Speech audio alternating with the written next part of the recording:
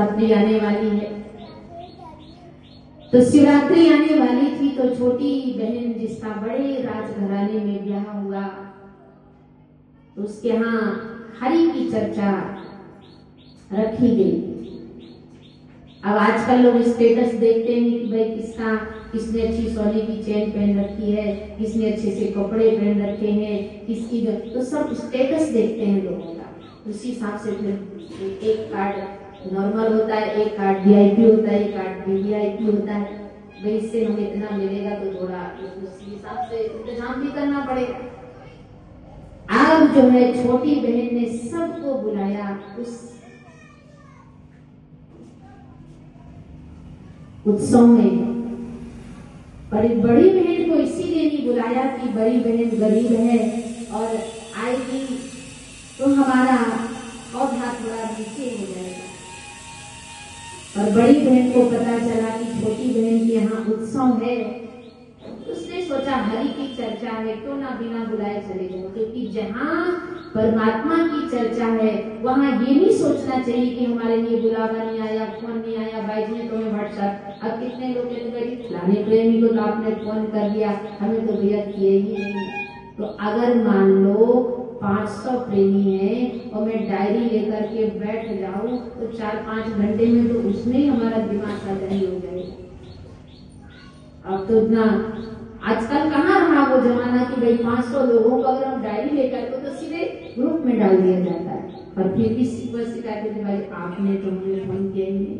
तो बड़ी बहन को लगा हरि की चर्चा है, बिना बुलाए चले जाना चाहिए, जाएंगे तो पुण्य ही मिलेगा और कोई पराई थोड़ी ना है, हमारी अपनी ही बहन है। और जब उत्सव में छोटी बहन ने बड़ी बहन को देखा तो बाप रे बाप उसके जमीन से पैर टूटा। अच्छे कपड़े नहीं है, हाथों में थोड़ा सोने की अंगूठियां नहीं है, चप्पल भी साधारण सी है, कपड़े भी बिल्कुल तो कहने लगी। देखा तो कहते हैं कि अपनी छोटी बहन का ना उसने आदर किया ना सम्मान किया। पर छोटी बहन बड़ी समझदार थी, उसने कहा हरि की चर्चा, सबको अपना अपना दृष्टिकोण परमात्मा ने दिया है, जिसके अंदर जो होगा वही तो देगा भैया।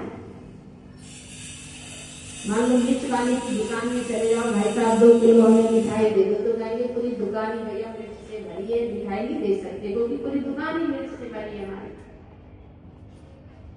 अब उसने ना बड़ी बहन से बात की और बड़ी बहन ने सोचा मेरी अपनी बहन है, हरि का उत्सव हो रहा है, तो उसने जहाँ बर्तन लगा तो बर्तन घिसने लग गई, जहाँ पूड़ियां बनाने का टाइम हुआ पूड़ियां बनाने लग गई, झाड़ू लगाने लगी कि मेरी अपनी बहन का घर है।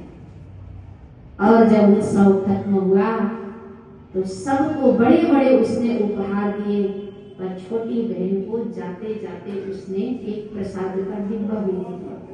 और उसने सोचा हम जाएंगे तो बच्चे कहेंगे मौसी जी ने कुछ दिया, तुम्हें क्या कहूंगी।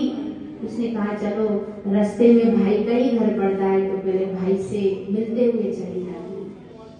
अब गई तो देखा भाभी की तबीयत खराब थी तो उसने पूरे घर को बुहारा।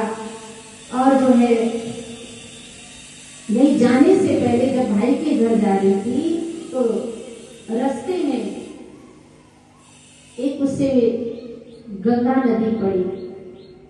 नदी के उस पार भाई का घर था तो गंगा जी के किनारे एक बूढ़ी अम्मा बैठी थी, कहने लगी देख बेटा देखो गंगा जी कितनी जो है दूषित हो गई है, थोड़ा अगर हो तो थोड़ा इसकी सफाई कर दो, यहीं बैठ कर के मैं पानी पीती हूँ।